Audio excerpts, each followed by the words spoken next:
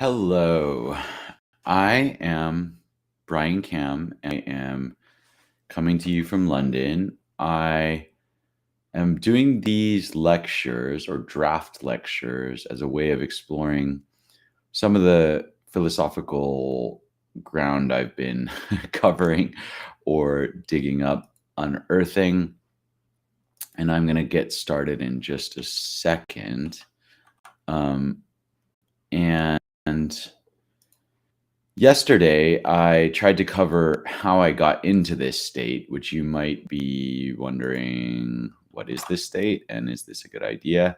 Are you okay? Is another good question to ask people who are reading philosophy. And I am going to talk about a little bit about those things. So I'm going to pull up the post that I made yesterday, just to very briefly recap what I was talking about then. I'm not going to do a full summary, but just go through it. Yeah, so I was talking about Buddhist dependent origination. I talked about a couple of podcasts I went on, including Growing Up with Delia Burgess and the deep dive with Eyal Shai, both of whom I actually saw yesterday. I saw Eyal on a Interintellect community call, and I saw Delia at an event that I hosted or at a discussion group that I set up. I didn't really strictly host this one. It was just more just like a social one. And so if you're interested in what I'm up to, I would encourage you to listen to both of those podcasts, which I had a great time doing. I spoke also about skepticism, which is still on my mind, even though yesterday I didn't actually manage to get any further in that Cambridge companion to skepticism. I talked a little bit about Stoicism, Epicureanism, and a little bit, I think I mentioned Quine. I didn't really, some people are, my friend Elena is coming back to me with, I'm asking about truth in different languages, which is possibly going to be a topic that comes up today. So where did I leave it? I was talking about telos, the idea of teleology, the idea of something kind of goal-based that we think is, a way of, I'm trying to see if I can, okay, that's just a chat overlay.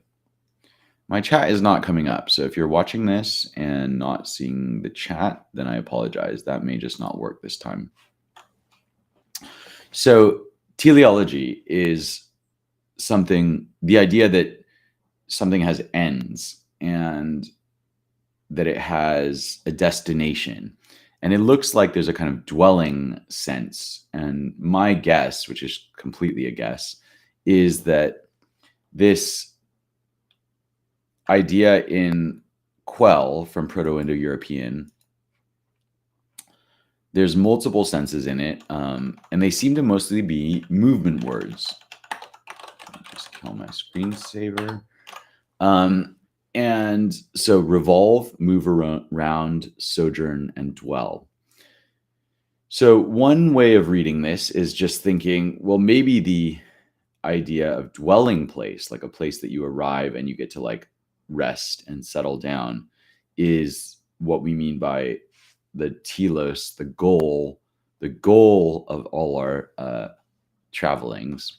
I'm sure I've read this before, but you know the thing from Little Gidding, which is, let's see if we can just pull that up.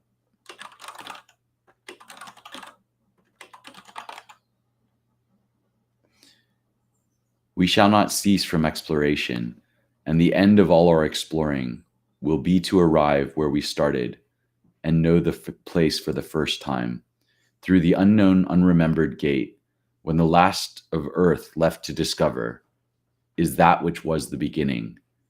At the source of the longest river, the voice of the hidden waterfall, and the children in the apple tree, not known because not looked for, but heard, half heard in the stillness, between two waves of the sea, quick, now, here, now, always, a condition of complete simplicity, costing not less than everything, and all shall be well, and all manner of things shall be well, when the tongues of flame are enfolded into the crowned knot of fire, and the fire and the rose are one. So I was not expecting to go into T.S. Eliot. I will link that poem, that's just the end of a poem in the 4 quartets called Little Gidding, Gidding. And we shall not cease from exploration, and the end of all our exploring will be to arrive where we started and know the place for the first time. So what I'm thinking about is this quell, Telos, the idea that traveling leads to a destination, and that maybe this desire for a destination is not only human, but absolutely critical for our survival. And that, this need to find a safe place, there are people who have argued that we spent more time as prey than predators. Let me see if I can see who that is. I think what's her name? Donna something. Let's have a look. I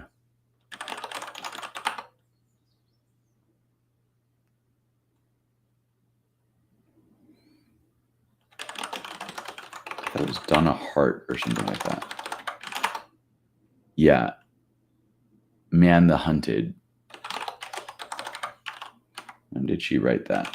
Okay, I must not get off topic, but I should at some point figure that out. So if we were indeed prey for longer than we were predators, it might make sense that there's a very strong need to find a safe place to sleep, right? And so this dwelling leads to telos, leads to teleology. So we might just have a very urgent need to put down our stuff, basically, to sit down and rest and basically think, okay, I'm there, I'm done. Everything's safe, everything's clean. Now, that's kind of what I'm saying, that there's this built-in understanding of teleology in a lot of Western philosophy. And even people who I really like and respect, like Arthur Schopenhauer, he thinks that the idea of teleology in nature is just totally unavoidable, that there is some kind of perfection going on.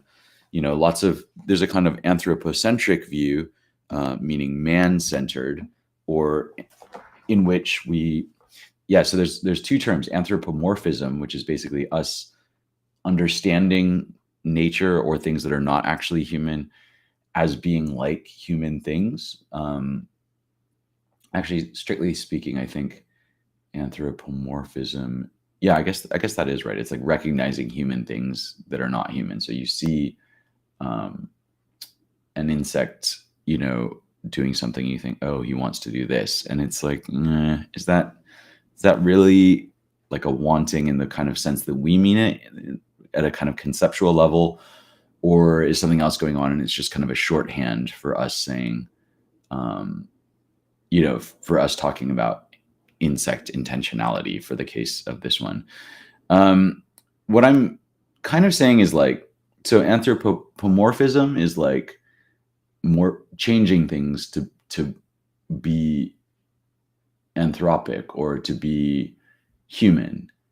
Anthropocentrism is kind of like thinking that we are the center of everything. And so you could see that Western philosophy might do this in 2 ways. So one would be mistaking things in nature, which are actually quite random. And, if you take Darwin seriously, as I was saying last time, depends more on variation and selection, maybe competition, rather than a goal-driven outcome, because it's kind of like, just in super basic terms, you've got really, really random variation going on.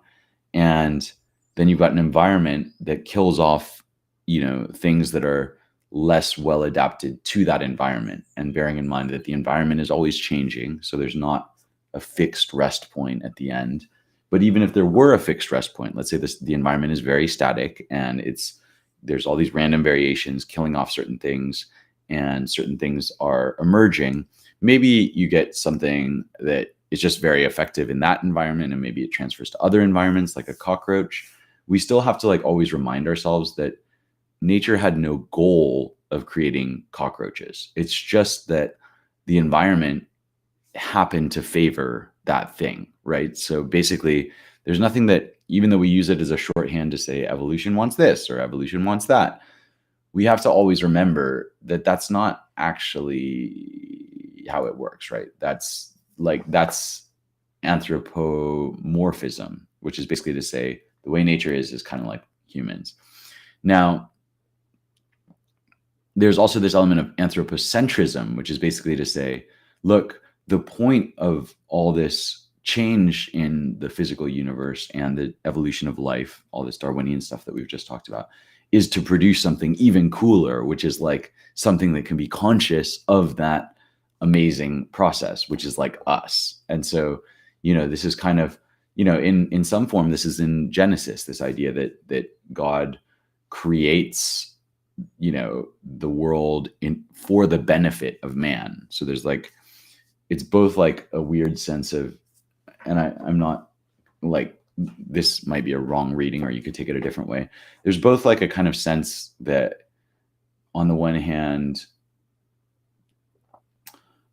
like Earth is created for man to fulfill man's needs, but also that there's this kind of element of like man is there to like both appreciate this world and to like praise God for creating it or something like that.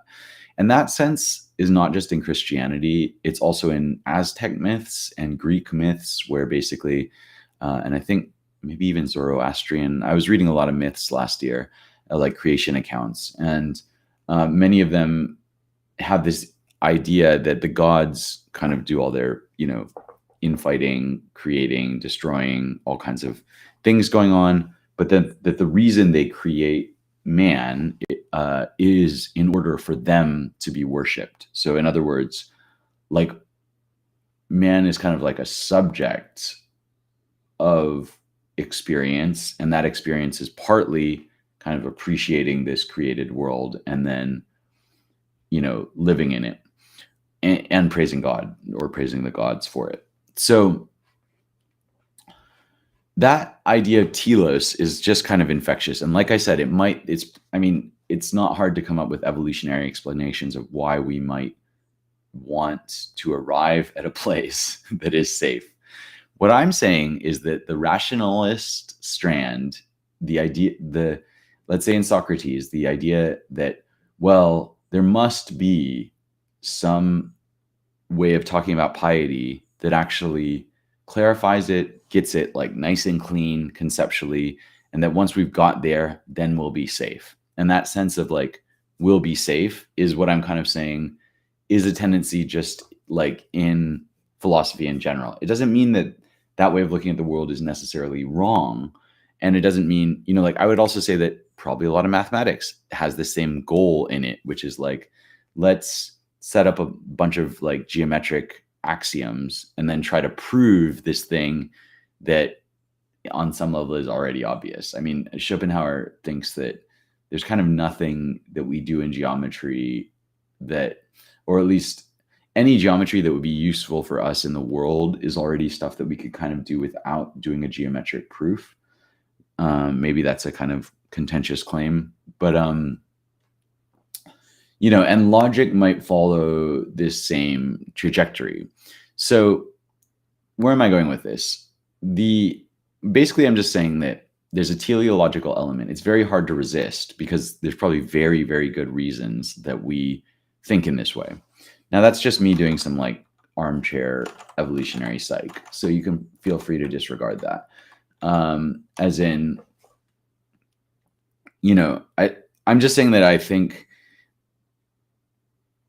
it's a common tendency that I see throughout the history of ideas that people want to think that things are goal directed. They also want to think there are rules. They also want to think that kind of intellectualizing is a good thing, right? I mean, one thing is that if philosophy has been handed down to us, it's usually through writing.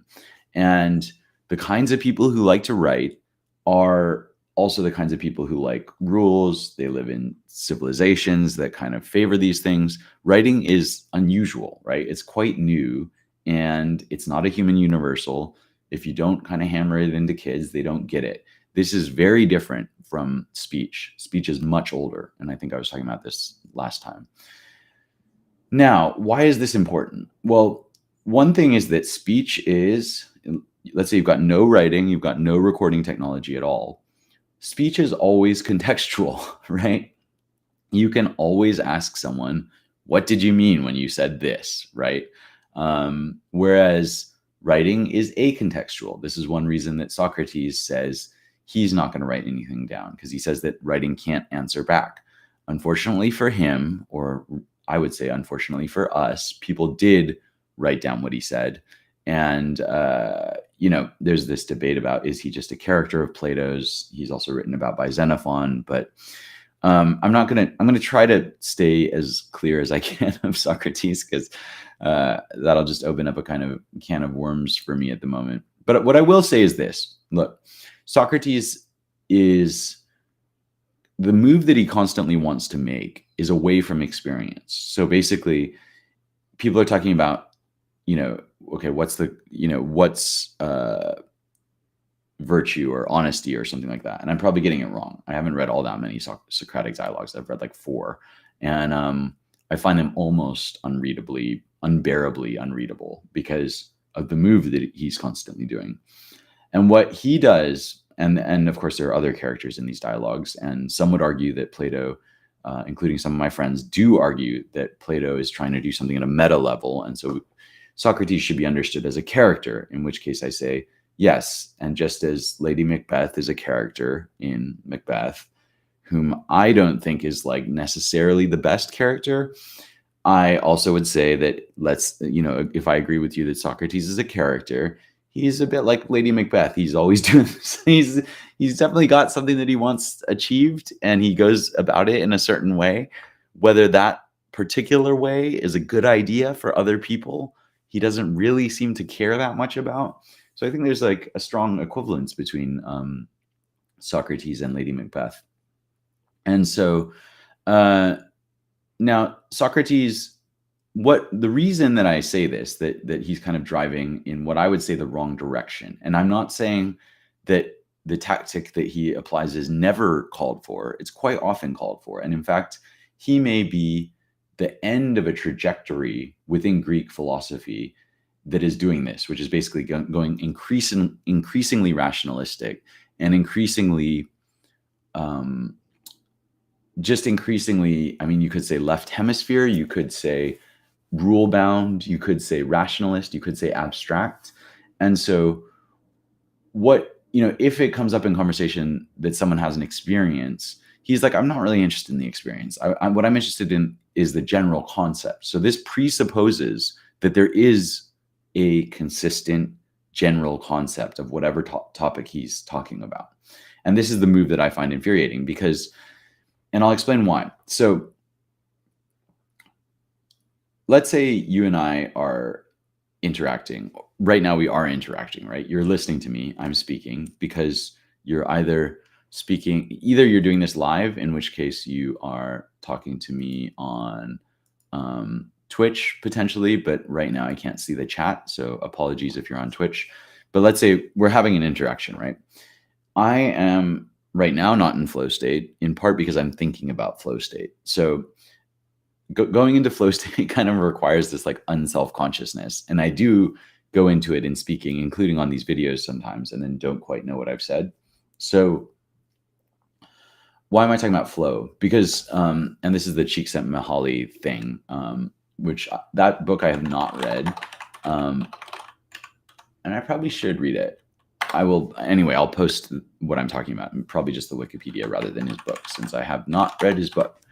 But let's say these flow states, right? This is the kind of state where you're in the zone. You are not thinking about yourself. You're not thinking about time. Time seems to just disappear. When you're in that sweet spot of, I get it when programming. I get it sometimes when reading. I used to get it more when I was reading when I was young. I get it when speaking sometimes. So sometimes, and I actually get it especially when I'm speaking passionately on a subject. And then it's almost like I become very unself-conscious, and then at the very end I become very self-conscious, and I'm like, shit, what have I said? And so then I kind of feel this need to step back and couch it a bit, or say, I don't know if that's helpful, because I've been in this like trance. And so the reason I say I don't know if it's helpful is not because I doubt whether it was helpful, but more because I don't know what I said. And so these flow states, right? You can imagine it, or you could imagine,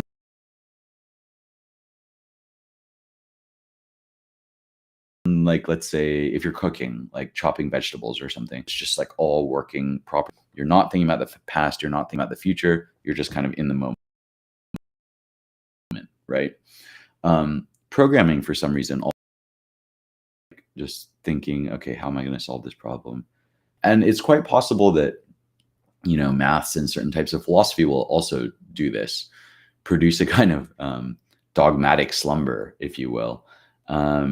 This is a thing from Kant saying that I think Hume awoke him from his dogmatic slumber or something like that. Now, why am I talking about this? Because much of our life is on autopilot, right? We, you know, wake up, we get dressed, we make coffee, we, you know, transit. What's the word? You can tell I haven't worked in a while. We commute to work. We get to work, and you know, you can do this in these states where you're like, just like completely zoned out. And maybe that's not quite flow. I think these things are related, but they're not the same, because there's like a kind of autopilot where actually you're mind wandering. And so what I'm saying is, and then there's flow, which is like maybe a little bit more challenging than that. But there is this kind of like valley where things are just running smoothly, right? Like either they're running smoothly and they require a bit of effort, and you're like, okay, I'm in the zone. Or they're running smoothly and you're just not even paying attention to what you're doing. So let's say you're driving the same route you've driven 1,000 times to get to work. And sometimes you can have this experience, or at least I have had it in the past, where it's like, how actually did I get to work? I like kind of don't remember because my mind was elsewhere. It happens to some degree while walking, although I find that while I'm walking, I notice more things. So, and that noticing something can snap you out of either of these, right? So what I'm saying is that it's almost like the default state, and maybe this is a reason why it's the default mode network, is somewhere between mind wandering, where everything's going smoothly, and a flow state where everything's also going smoothly, but it's like a different difficulty setting or something like that.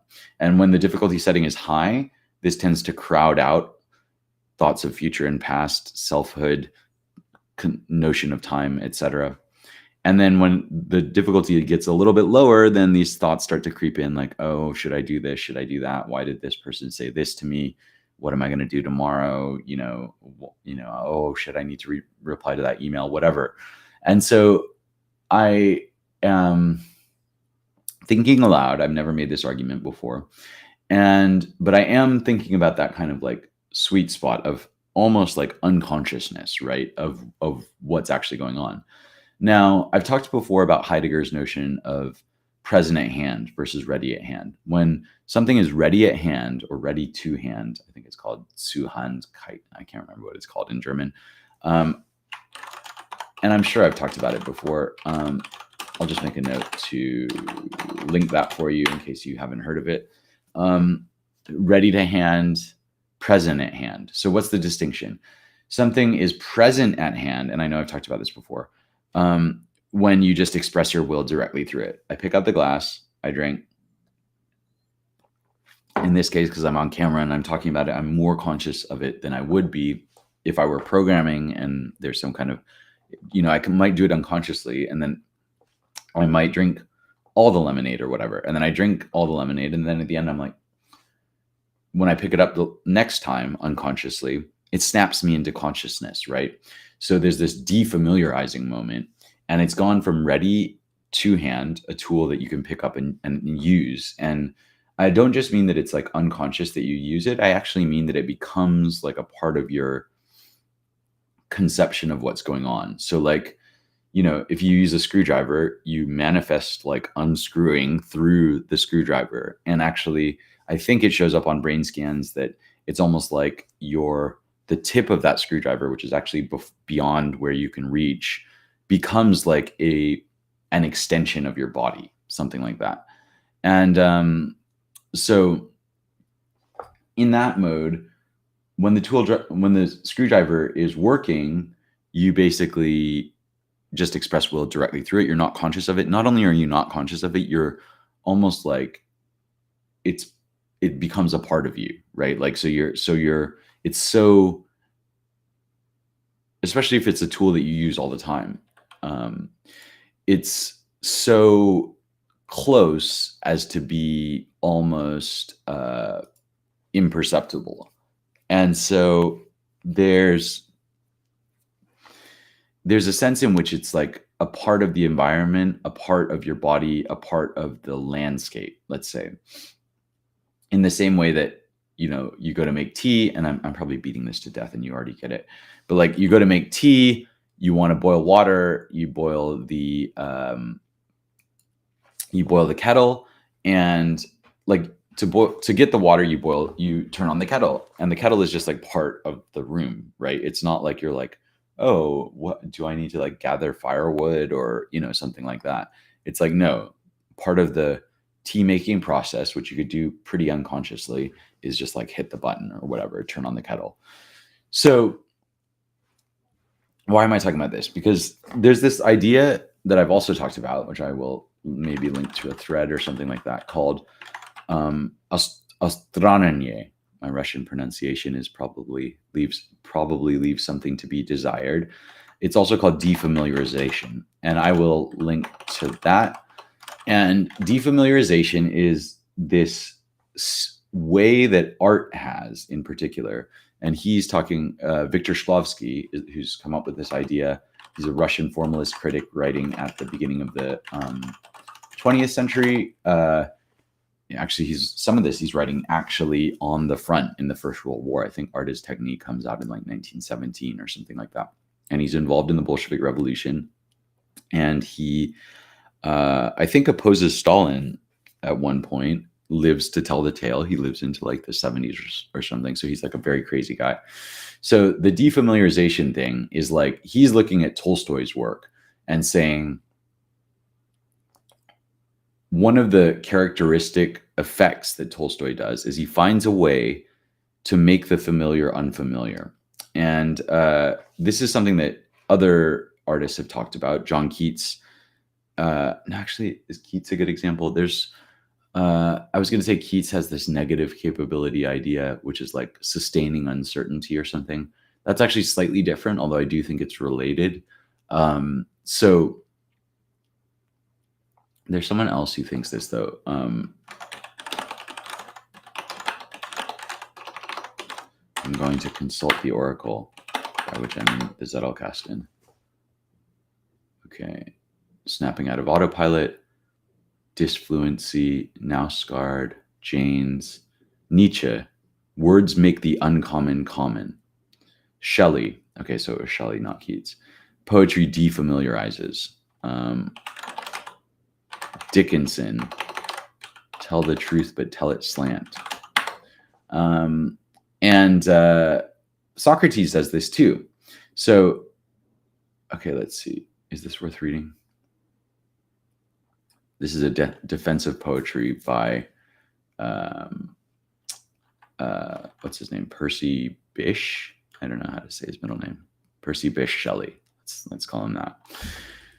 But poetry acts in another and diviner manner. I don't usually do comparative divine anymore, do we? Diviner manner.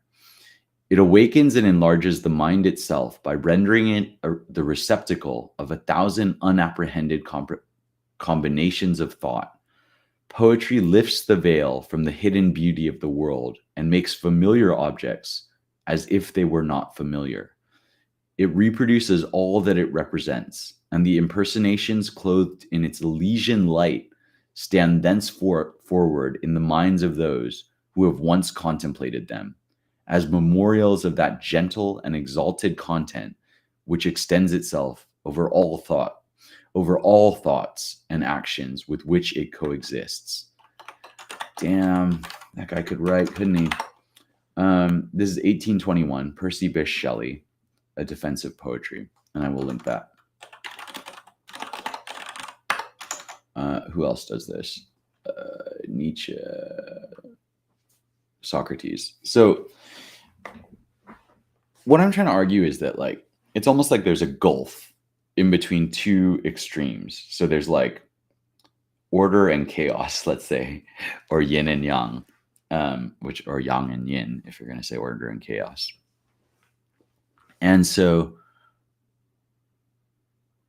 in this middle point of entropy, and it might make you think of Robin Carhart Harris, The Entropic Brain, which is basically saying that that consciousness itself is bounded by levels of entropy. So you can black out under anesthesia, or, like, it can be switched off through deep sleep or anesthesia, or there's other ways to lose consciousness because the brain becomes too ordered.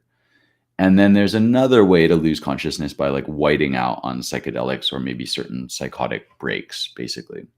So that's an idea that there's a kind of Goldilocks zone for conscious states, for conscious awareness. Now, what I'm trying to argue is that there's within conscious awareness, there's another valley, let's say. And in that valley is, let's call it the mundane or something like that. It can be the flow state, or it can be the DMN, the default mode network. You can either be on autopilot or you can be in the flow state. Now, whether this is strictly this is like completely me making this up right now. I've never thought about this before. And just a sec.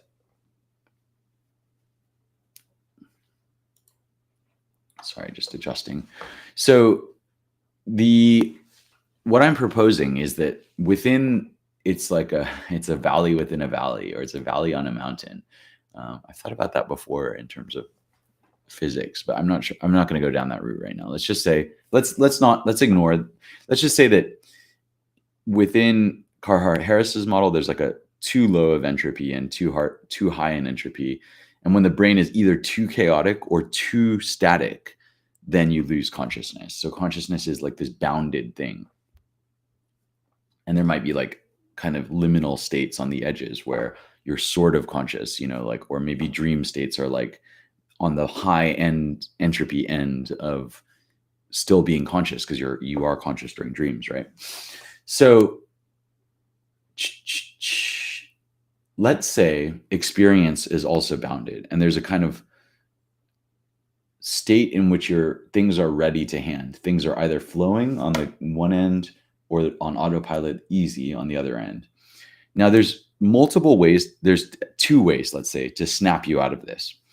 One is to draw attention to the experience itself. So basically, you're chopping vegetables and the knife breaks or whatever. I mean, that's the classic example, or like a kind of Heideggerian example of how the I always get these words wrong. Present at hand becomes, ready to hand. It's ready to use and you're using it. Becomes present at hand, where you're like, oh, the knife is not a part of my body. Something has gone wrong. So that feeling of wrongness or surprise, right? Anxiety, anxiety makes it sound like too much. It's like, you could call it dukkha, actually, in the Buddhist terms. You could just call it pain. So that like it's not pain in the sense of like, ow, but it's like annoyance. So it's an annoying way of grabbing attention. There are many ways you could, I'll describe like the mild forms of this, and you can think about the feeling that I mean. So you are screwing in the screw and the screwdriver breaks. You're like, okay, like that feeling.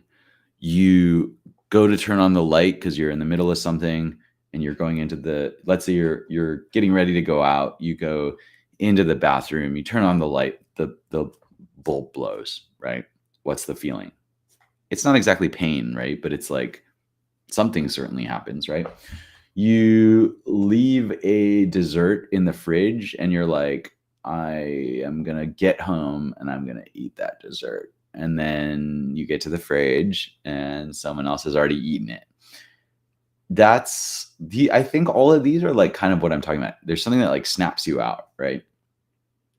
So what is that? And that's what I'm thinking aloud about right now. Because what I want to propose, and I don't know if this is like exhaustive, but it's still very, these are supposed to be draft lectures. I'm just kind of thinking aloud. And it's a thought that I've had for like the past week or two, which is basically like, what if there are two ways to snap you out of experience, right? And one is a move towards experience itself. So like, for example, you are playing tennis. I'm just imagining this because I don't really play tennis. And you start thinking about exactly how to move your hand. And like, you're already a good tennis player and you're like, how should I move my hand? And you start thinking about the sensations in your hand. Well, that actually might like make you, I'm not just making this up. Ericsson, who writes about deliberate practice and stuff like that, looks at, and what is this guy's name? It's not Ericsson, is it? That would be ridiculous. No, K. Anders Ericsson. Born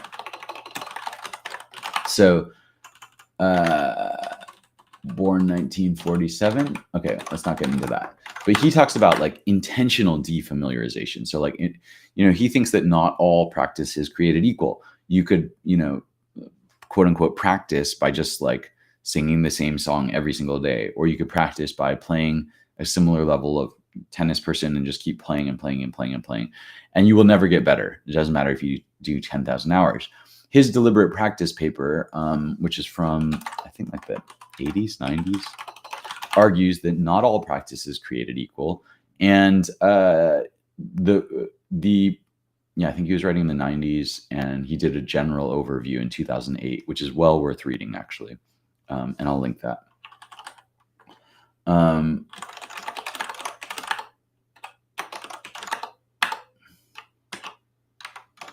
Yank. Okay, Ericsson. Okay. Defensive poetry. What else have I just told you about? Flow states. I'm not getting very far very fast, but let's just keep at it. So what if there are two ways of snapping you out of experience and into this present at hand mode of being? And there's an argument that what philosophy and science are doing is this kind of stepping back and like looking at the tools themselves.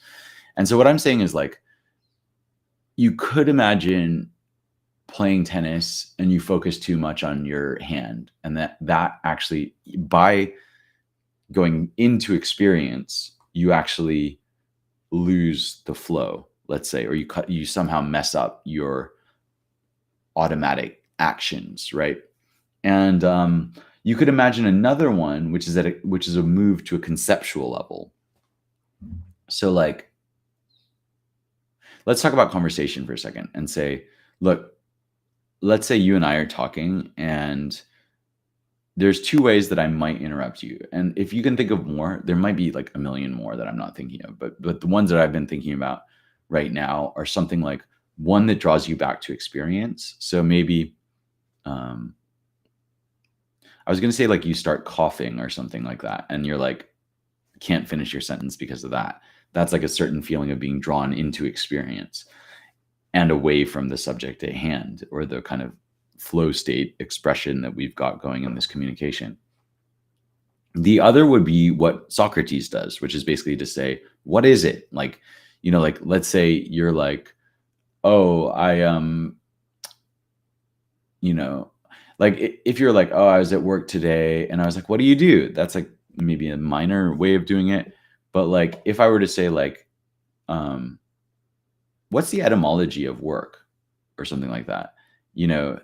That's a way of like snapping you out into this conceptual realm that basically doesn't allow the conversation to continue.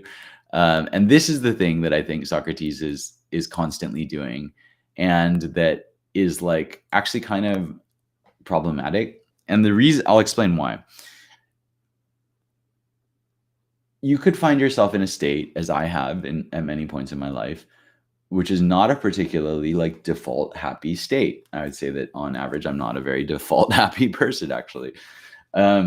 And now there might be two potential philosophical moves you could do to address this. One would be drawing you more towards concepts. So basically, eudaimonia, the Greek word that means flourishing or maybe happiness, is this concept. And maybe someone like Socrates, I don't want to attribute anything to him that he didn't say, but there is a philosophical move where you say, well, the way to become happy is to learn more conceptual knowledge, right?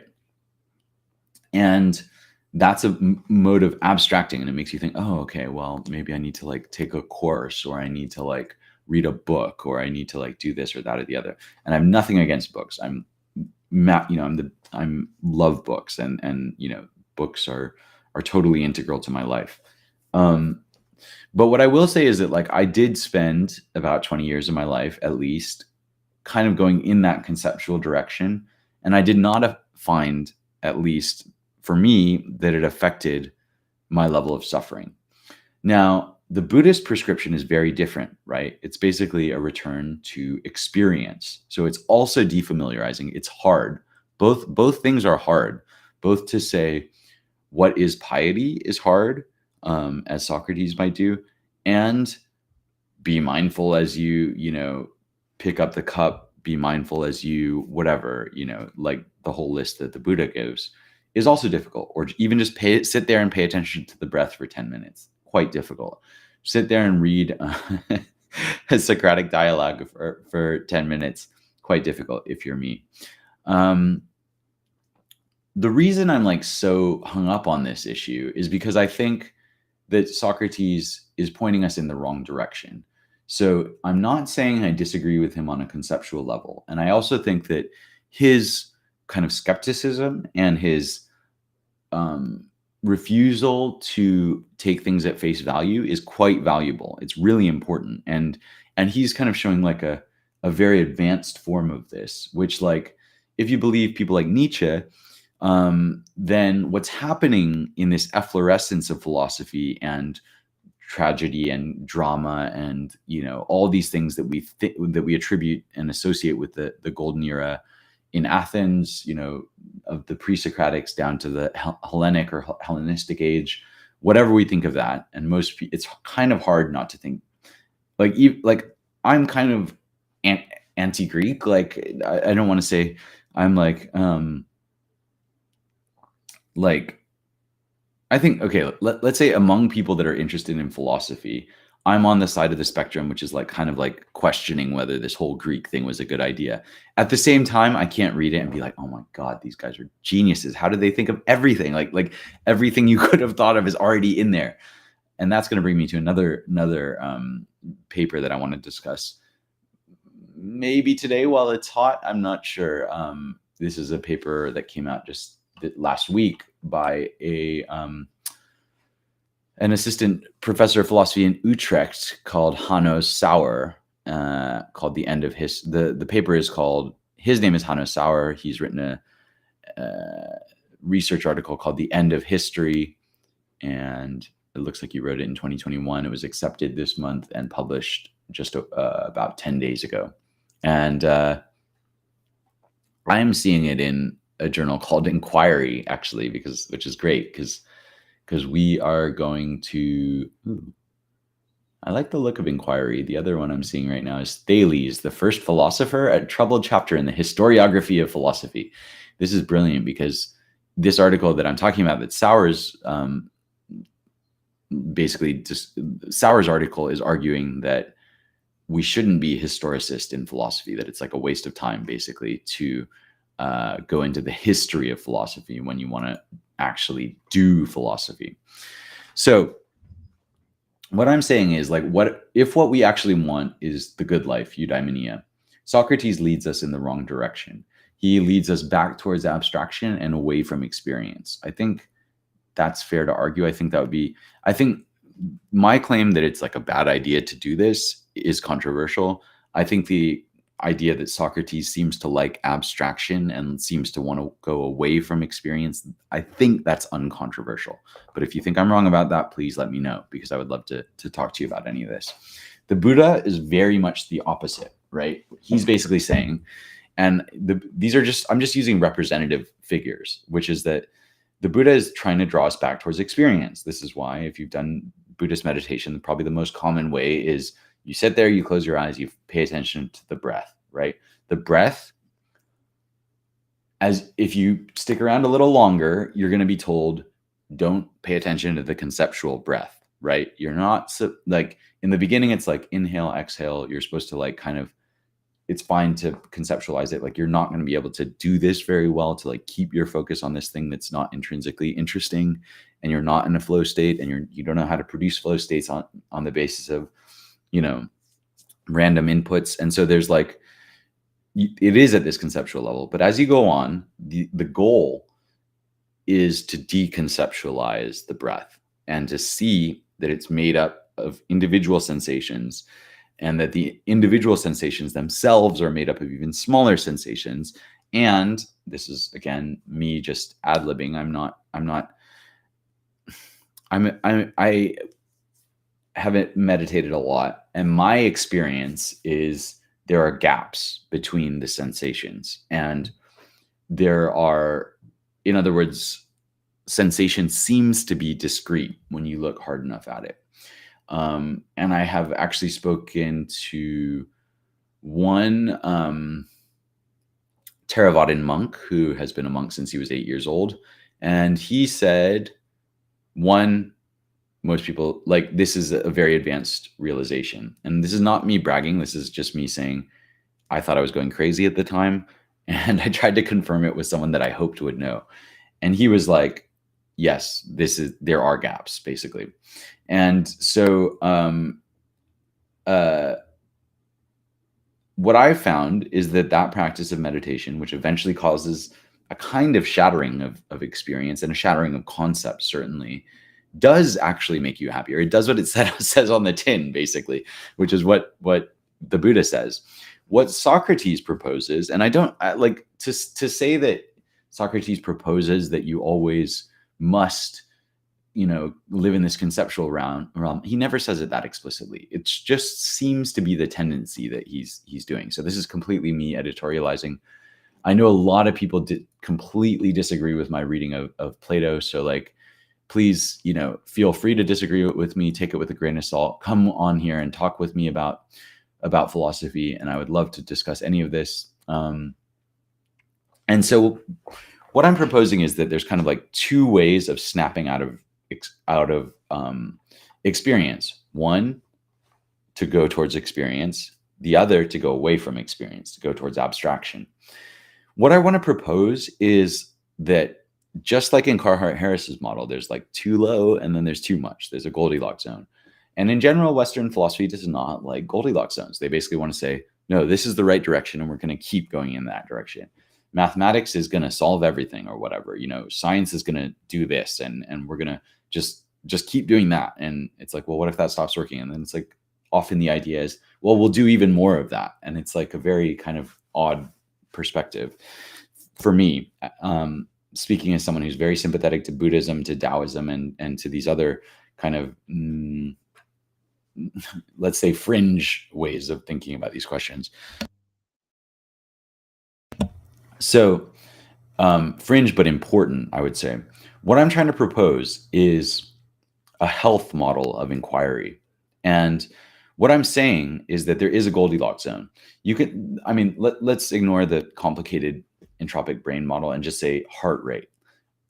You're kind of warned not to like get your heart rate over whatever it is, 220 minus your age or twice your age or something like that. Let's just say, like, if your heart rate gets up to like 250 or something like that, probably not great for you, right? Now, if your heart rate drops down to 0, also not great for you, right? And there's all kinds of things like that in nature, right? There's all kinds of things like that in health, right? If your body temperature rises above a certain, I'm an American living in Britain, so I never know what temperatures to use, but you can easily see where I'm going with this. Your body temperature can be too high. It can also be too low. Both things can kill you. Like, there's no question about that, right? You can die in a fire. You can die in the water. And so I don't think it's like controversial to say that there are many Goldilocks zones. Probably the Earth is a Goldilocks zone in certain ways for complex life to arise. It seems to be that there are planets that are hotter, planets that are colder, and for whatever reason, because of those things, that you kind of can't do life. There's a lot of these things in nature, right? A star could be described as being in a Goldilocks zone. If you haven't got quite enough matter, you end up with this kind of nebula kind of cloud of gas, and it never quite coheres. If you've got too much, you can end up with a neutron star or even a black hole, right? So there's this balancing act between these two forces. What I'm proposing is that within inquiry, and you'll notice that I'm trying to avoid the word truth, which is something else that I'm going to try and go against at a future lecture. That sometimes the right move is to go into the rationalist mode and basically say, here's some, here's me identifying what I deem to be some rationalist moves, making lists, drawing dichotomies. What would another one be? Like calculating things, and so, asking about like defamiliarizing something by stepping back into this conceptual realm, like in a certain sense, intellectualizing or philosophizing. Now, so you know what I mean? Like this question of like, what is work anyway? Like that is a kind of Socratic move, and like that, it's kind of a rationalist move is what I'm going to try and argue. And maybe I'm getting this slightly wrong because, as I said, these are completely live ideas. And I'm just saying them for the first time now, or the very few times, like maybe two of my friends have heard this before. So the other direction is drawing back towards experience, right? And what I'm saying is that you can kind of have like problems on either ends, right? Like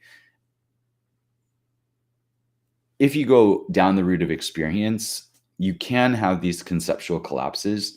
I think actually massive doses of psychedelics would probably also do this, which is like they just like concepts don't really stand up, or like experiences don't map well onto concepts if you're on a full whack of whatever, like really strong acid or something like that.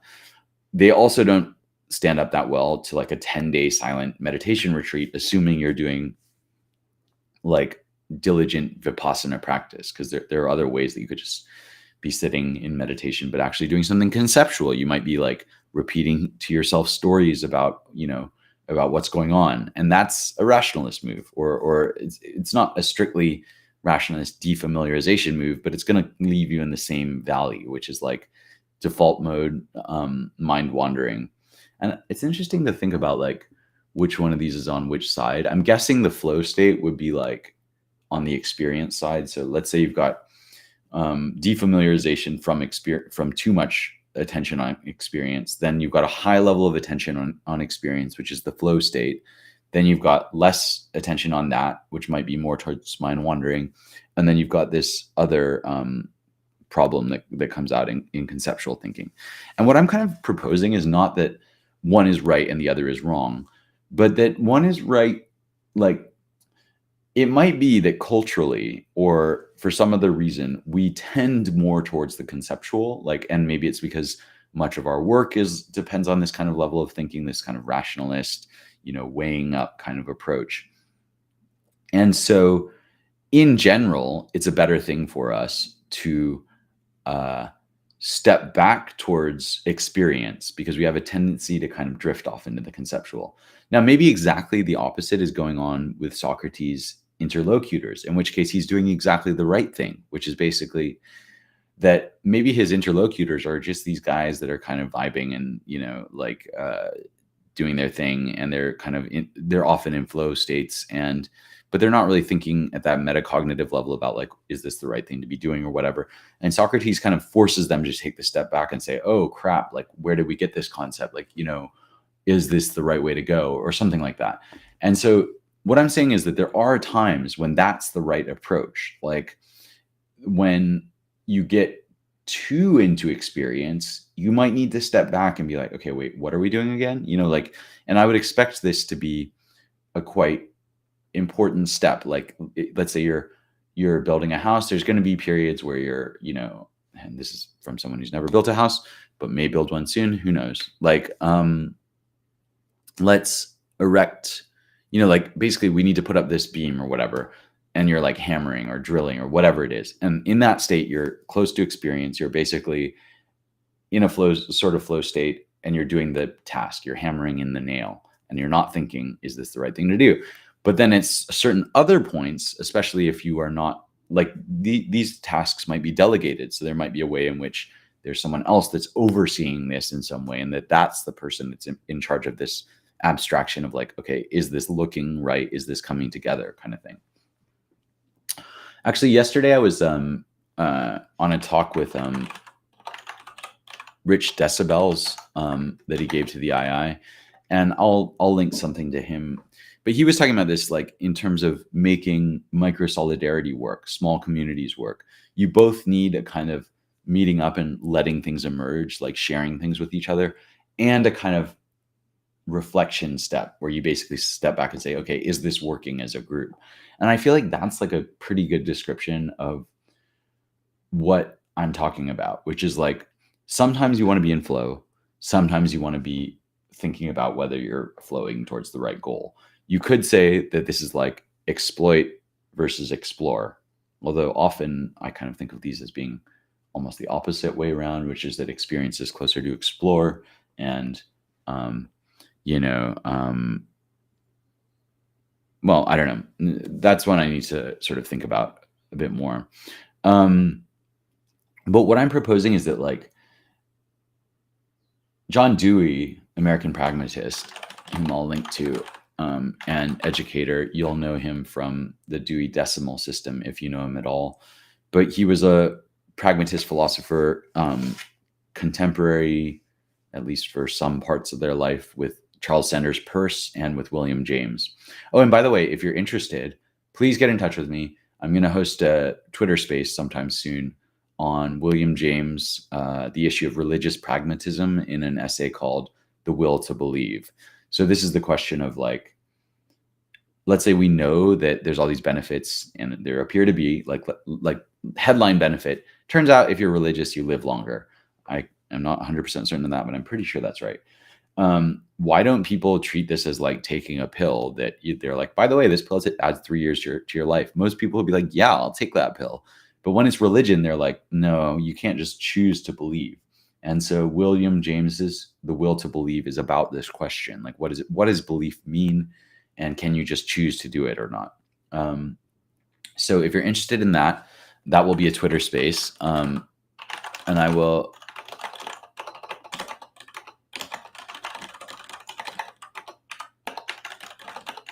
just make a note in the show notes for you to please DM me if you're interested in the Twitter space on William James.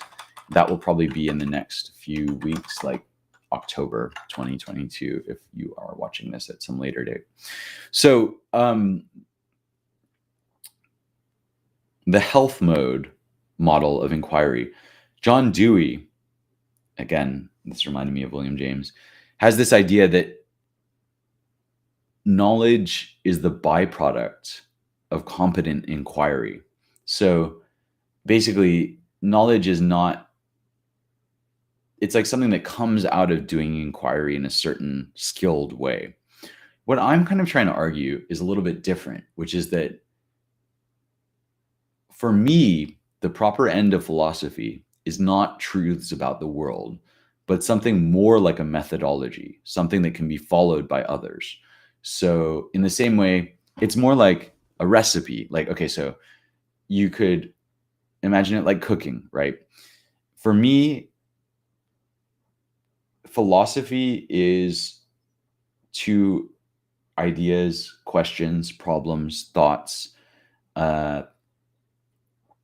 What cooking, is to like ingredients, basically.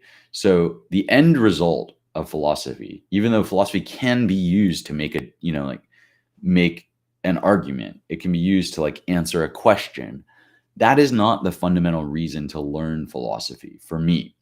And this is where this essay, The End of History, comes up. But let me just try and, before I get into his argument, let me just try and finish this thought.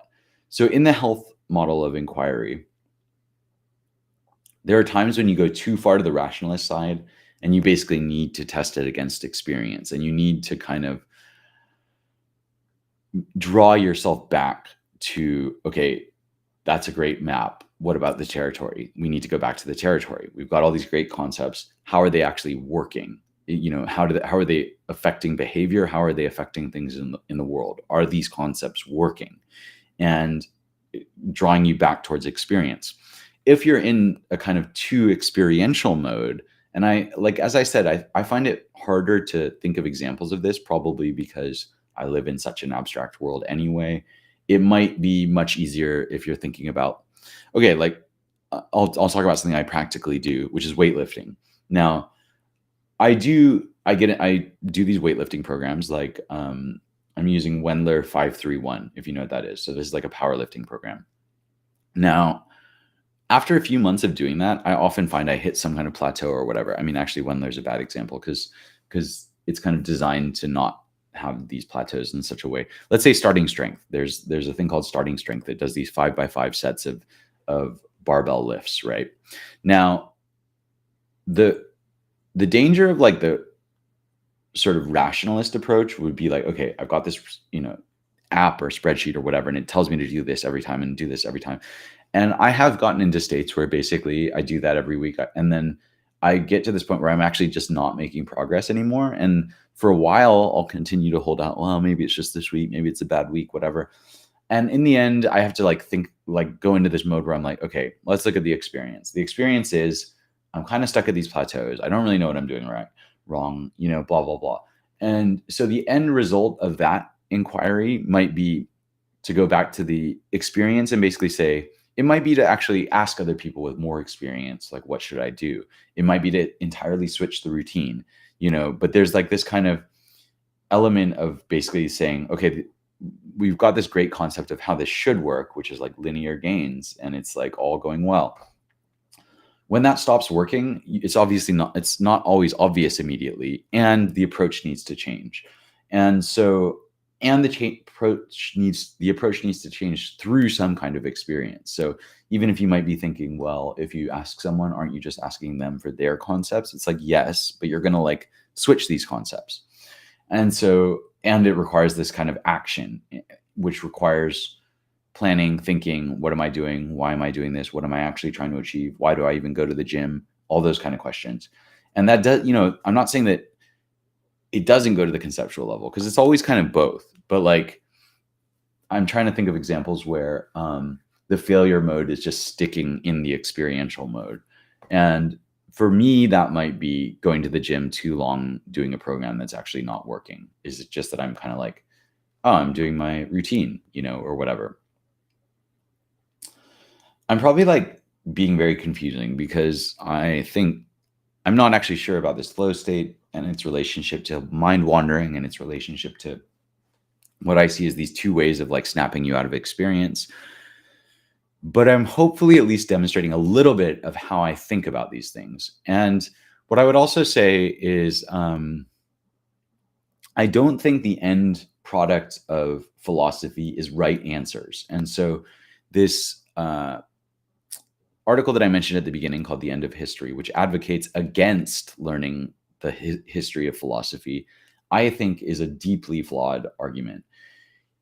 It seems to presuppose, a little bit like Socrates, that there are right answers, and that the job of philosophy is to answer questions with the right answers. And what I'm saying is that's not what philosophy is about. What philosophy is about is producing a kind of methodology. It's about producing a toolkit, a set of tools that can be applied at different times to achieve different things in thought. And that these tools, and it's also a methodology for creating more tools. And so the reason to read the history of philosophy, ancient philosophers, like the argument in this kind of paper is like, well, aren't those guys outdated? Shouldn't our discipline progress like physics, such that no one reads Newton's whatever you call it, I should know what it is. Is it Principia? It's like no. I'm being stupid. This is he basically gives the example of Euclid and Newton, which is that in physics or in maths, people don't read the original texts. And he thinks that this is okay, there is Principia in there. Philosophiae Naturalis Principia Mathematica. Yeah, yeah. What do we call it for short? It is just called the Principia. Okay. That was a kind of snap back into Socratic, like, is my concept right kind of question. So, and I'm sorry if you're in the chat because my chat is still not working on Restream. So what I'm saying against, and I could actually I'm trying to think, I could actually do a more, if that's of interest, then let me know, because I could do a much longer diatribe, which is that against this, sorry, I'm clicking around and that's not what I should be doing right now. I just wanted to find this guy's name out again. So this guy at Utrecht, Hanno Sauer, Utrecht University. Okay, Hanno Sauer. So he's arguing, don't read philosophical history.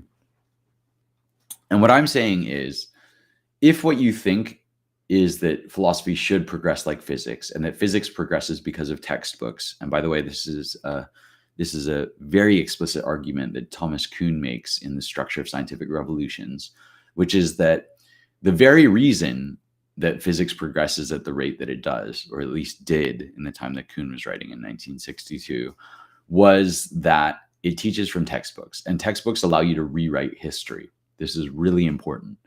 They allow you to just get on with it. So in other words, they give you this like rough and ready conceptual framework for doing a kind of circumscribed set of things. And when that starts to fail, you've got to switch to something else. And in Kuhn's telling, what physics ends up resorting to in these failure modes is philosophy. So this is a reason why philosophy can and must preserve its history, because in Kuhn's view, physics itself does not make ontological progress. It does not say, yes, light is this. Like, it does not say gravity is a basic force or gravity is a side effect of something else, and then that's the once and final solution. He looks at, I think it's light, which changes from this kind of particle thing to a wave thing back to a particle thing. And there's like gravity, right? There's this like, it's a basic force. And then there's these gravitons things. And there's like, so the direction this is pushing is, by the way, not that science is nonsense and therefore we can just believe whatever the fuck we want. It's actually that science, that it may be that reality is not conceptual, and therefore all of our concepts are bound to fail at different times. And I'm not saying that as a matter of a priori, prior to investigation. I argue that, like, because of some belief that I have, that reality is not conceptual and therefore the map is always going to be incomplete. This is more like from an understanding of how maps work or like how concepts work, but also from going into these subjects and saying, like, okay, how did these ideas come together? How are they enforced? How do they persist through time? For me, it's hard not to come to the conclusion that essentially philosophy does not make progress. And that's not a bad thing, actually. In the same way, I would say that no amount of progress in literature, no new novel is ever going to replace War and Peace. There's just no way. It just doesn't, it's just not even the kind of thing that, like, it's not that kind of thing, right? Like, it's like saying, I'm trying to think of it in Darwinian evolution, but like actually the examples from Darwinian evolution, people might disagree with me. What I would say is, like, there's not really a sense in which, cockroaches are better than dinosaurs, right? Like, it's not like we can say, well, obviously, because of the situation we find ourselves in which like whatever dinosaur we seem to care about is extinct and cockroaches are not. Therefore, the cockroaches were a better design, and this is like a more perfect design, and it shows this like trajectory of evolution. It's like, no, like, first of all, species go extinct all the time. There's like, you could even argue that they have a lifespan. So basically, like, they don't, it's not like this teleological thing where it's all pushing in a single direction and it's always and forever going that way. It's much more like a kind of chaotic mess of things going in all different directions, and sometimes things work and sometimes things don't. And so what I'm trying to say is that in the same way that you're never going to produce a new album that makes Mozart obsolete, you're not, like, philosophy is not like the kind of thing where you get to say that this new philosophy replaces the old one. And because I'm arguing for philosophy as a set of tools, I would even argue that there's not really a sense in which, like, there's like, even his use of the idea that there's falsehoods, or like, like that basically old philosophers said nonsense. Like, I'm very opposed to that idea, because it's like their way of seeing the world was fit for purpose. It not only survived its time and worked at that time, but it was good enough that people copied it and wrote it down. Paper disintegrates every 80 years or something like that, and maybe even sooner in humid climates. Maybe it lasts a bit longer somewhere that's dry, but it requires a lot of human effort to keep things around, and all kinds of catastrophes can intervene. Things are lost all the time. If something has stood the test of time, it's not just because we happen to receive it. It's because it's been not only subject to very intense and different environments, like intellectual traditions, but because people in each of those traditions have actively decided to maintain it. Now, that doesn't mean that there aren't periods where these things go into decline and are barely preserved by a single strand. I think that's true of the Tales of Genji, and I think that's true of like other things that we still have and we think are great. And it's not like everyone's always like, because we have Aristotle or whatever, that he was always this authority. As you probably know, he's preserved more by Islam than he is by European cultures in the medieval period. But what I'm saying is that, like, if you view philosophy as a way of getting right answers, which is like, I'm not even sure that's true for physics. Like I know this is going to sound like heresy to some people. Of course, the way that physics or other kinds of sciences are taught, but Kuhn makes a very explicit point that to learn what a science is by its textbooks is like learning about a country by never going there and just reading the brochures. Like, that's the level of insight you get into how this science has become a thing. Like, you have to remember that, physics was a part of philosophy at one time. You have to remember that, like, all of these disciplines are culturally contingent, right? Like, even physics itself has a history in humankind. Laws of physics have a history. They are metaphors that go back to human laws, right? And again, the last thing I want to propose or suggest is that therefore science is not useful. I'm arguing exactly the opposite. Science continues because it is useful. But just as that's the case, the reason that philosophy continues in the way that it's going, which is with a strong attention to historicity, which is just the quality of history. So the sciences like to pretend, and I think this is absolutely a pretense. This is reaching for something that's not really there and that you're never going to grasp. Sciences like to pretend that there's a context of discovery which is biographically bound. So there is a guy named Newton, and he discovers physics or whatever, or Newtonian physics. And that what he discovers, Newtonian physics, is understood within this context of verification, or this context of this other context, which is timeless and pristine and pure and exists in this world of pure ideas. And that's the part that I'm saying is wrong.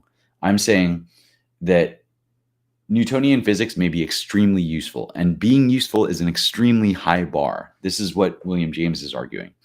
So, like, it's absolutely not the case that because physics has a history, it's therefore that discredits it in any way. Everything has a history. Every word that I'm saying to you has a distant history, not just back into English or the Romance languages or whatever, or Sanskrit or Pali. Like, I've used words from completely other languages as well. Sorry, those are also Indo-European. But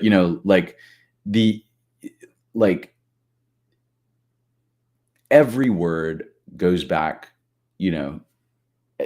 if we don't know what the origin of it was like in the last 100 years, and it's like a basic word, and one of the prepositions or one of the pronouns or whatever, it has this ancient history, right? Like, and that doesn't mean that that word is not useful. In that same way, physics has a recent history, and that does not mean that it's not useful.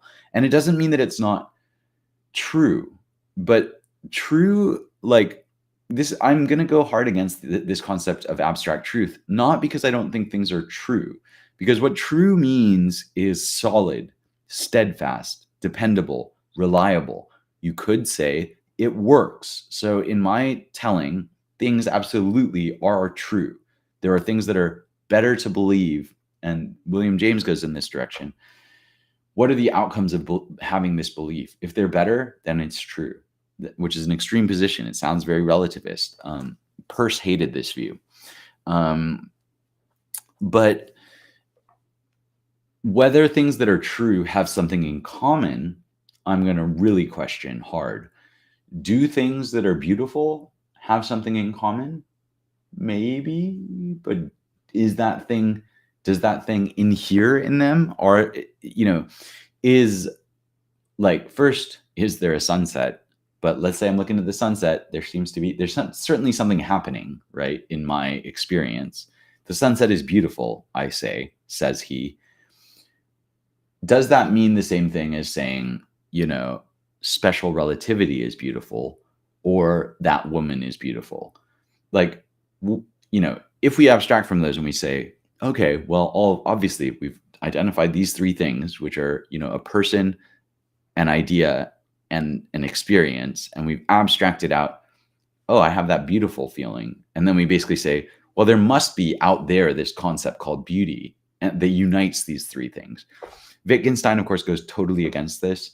And I'm not the first to kind of call this into question, but like what I'm saying is that the Socratic move and the move of many, like, I wouldn't even say scientists, like there's this idea of like scientism, and Wittgenstein was interested in this too, which is basically kind of taking some of the trappings, vocabulary, language of science, dressing it up in this language and selling it as certainty and selling it as conceptual certainty.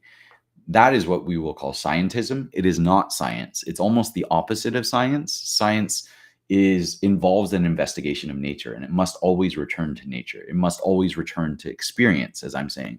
Have all the theories you want, but at the end of the day, theories are just that. They're just theories. And that doesn't mean, or they're just hypotheses. They're just ideas, right?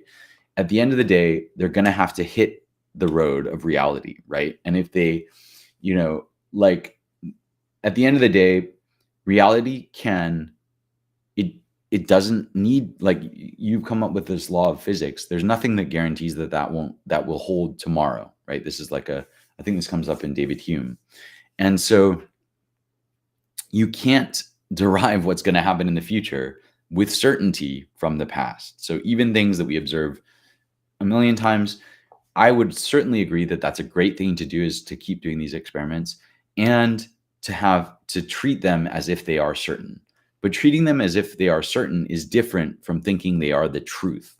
And there are many things that I treat as certain, that could change tomorrow, right? I've got running water. I turn the tap. It's an absolute certainty in my mind that water will come out of that tap, right? But that doesn't guarantee that. There's nothing in that certainty that guarantees anything in the external world, right? So this is not to say that you shouldn't make predictions or that physics doesn't make good predictions. I'm totally not saying that. I'm saying it does make good predictions. But what I'm also saying is that we seem to have this tendency to mistake the map for the territory, to mistake our concepts for reality. And this is like adaptive. This is like a thing that in order for us to build and use tools and be effective in the world, this needs to happen. And arguably, it is the stepping back and defamiliarizing the act of philosophy or the act of science that is the slightly perverse thing to do, right? To stand back from experience. Why? How has this happened? And Nietzsche asks this in various places.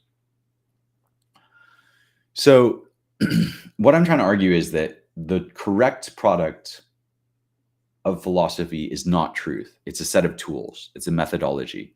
It's not only a set of knives, but instructions for how to make a knife.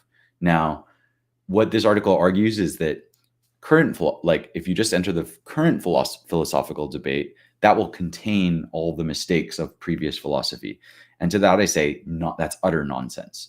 Like, that's like saying that, a razor blade contains all ancient knife making techniques. It just doesn't. It may do the job that you want it to do at this place in time, but it is not the real deal. The real deal is the struggle to create the tools that are the conceptual tools that need to be applied in order for good solutions to come up. And I'm not going to say for philosophy to progress, because I actually don't think it really does progress.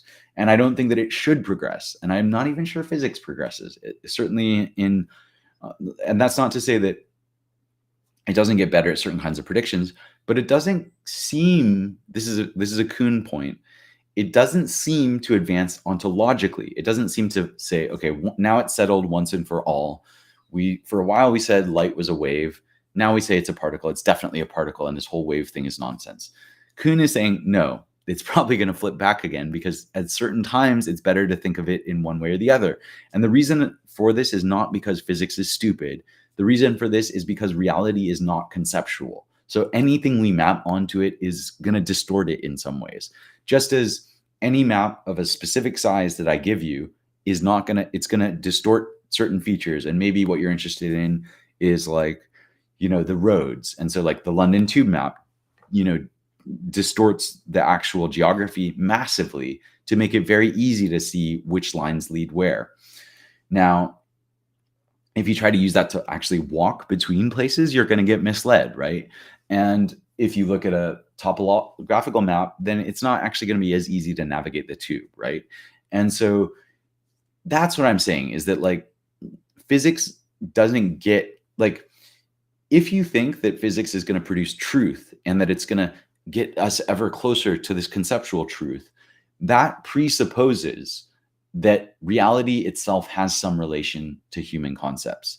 It presupposes something almost theological, which is to say, almost like you're saying, well, obviously something human-like must have created this whole universe thing. And of course, that's the assumption of much of theology, and theology has quite a close-knit relationship with science, which I'm going to argue later. And so the right way to view philosophy is this way of making tools, this way of applying tools, this way of building new tools. You could think of it as knives. You could think of it as lenses. It's a lens on reality, a way of seeing the world. It distorts the world in certain ways, and it makes other things clearer. You pick up a set of binoculars, you pick up a telescope. We talk about how great the telescope is in terms of like astronomy. The telescope is not going to be good for like, I don't know, like playing the piano or something like at human scale. And it's not going to be good for, looking at something looking at the mountain that you're like, standing on or something like that. It's just not the right tool for that. And so it's not to say it's not really, really useful. It is really, really useful. But it's not, what it's saying is that if we build these lenses, these ways of seeing the world, and they distort reality, that's a feature, not a bug. There is no undistorted way of seeing reality. There is no level of abstraction that's completely correct. I mean, I've got the notebook, at one level, it's a notebook. At another level, it's a tree that's been smashed up into pieces. At another level, it's a series of, atoms that have come together, and it's carbon and hydrogen and oxygen. At another level, it's, subatomic particles or something like that. In another level, it's none of these things.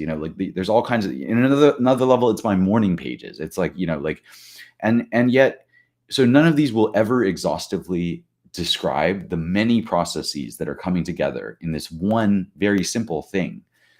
At the same time, that's not a reason to say, well, then I should just never call it a notebook, because what it really is a bunch of subatomic particles. That's really dumb. And it's also dumb to say, look, this is only a notebook. It's not a flammable piece of wood that could burn. It's sometimes useful to think of it as like, oh yeah, this is flammable. I've got a candle right here. Maybe I shouldn't put the notebook on top of the candle. And that has nothing to do with the morning pages. It has nothing to do with its ontological status, within human, or rather epistemological status as notebook, qua notebook. Any paper, whether it's this page or this receipt that's on the table, you know what I mean? So there's different ways of slicing reality. Reality, at the end of the day, we have to remember it remains unsliced, and possibly even not as sliceable as we might like it to be.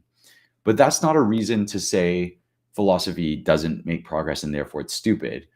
I'm kind of trying to argue that physics doesn't really make progress. Not like, I'm going to argue this more strongly later, but that the progress that physics seems to make, the rubber has to hit the road at some point.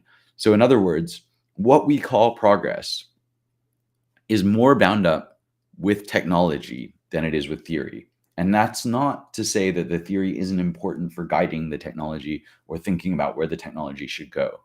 It's just an argument that we love to build these conceptual castles in the air. And of course, I'm doing it too. I'm just as guilty as anyone. I'm more guilty than you are, no doubt.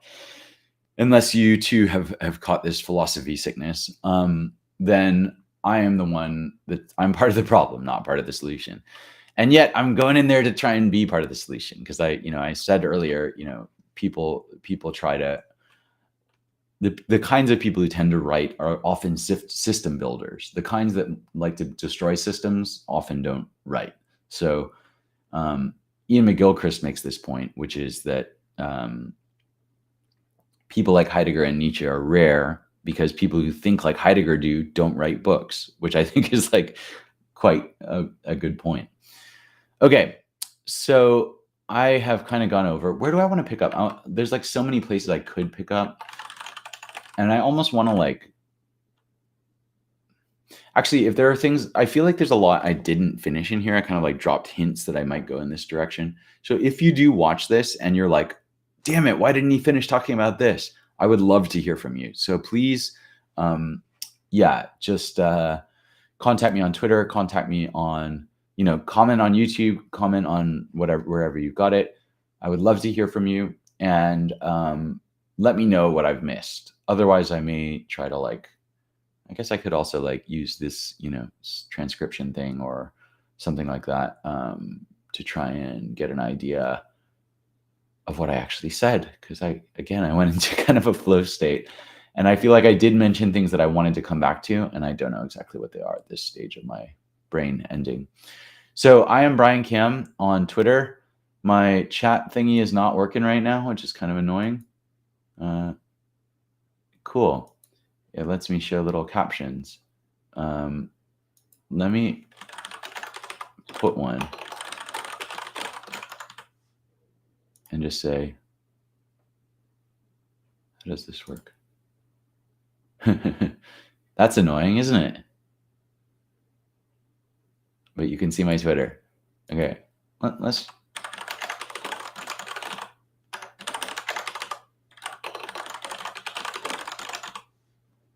What happens if I do this? Cool. That's kind of cool, right? I've got my 2 links. So that's my website. That's my Patreon if you would like to support my work, which, as you might imagine, does not actually make very much money. And I would love to continue to produce these. So if you would like to support it, you can do that through Patreon. I have all kinds of stuff.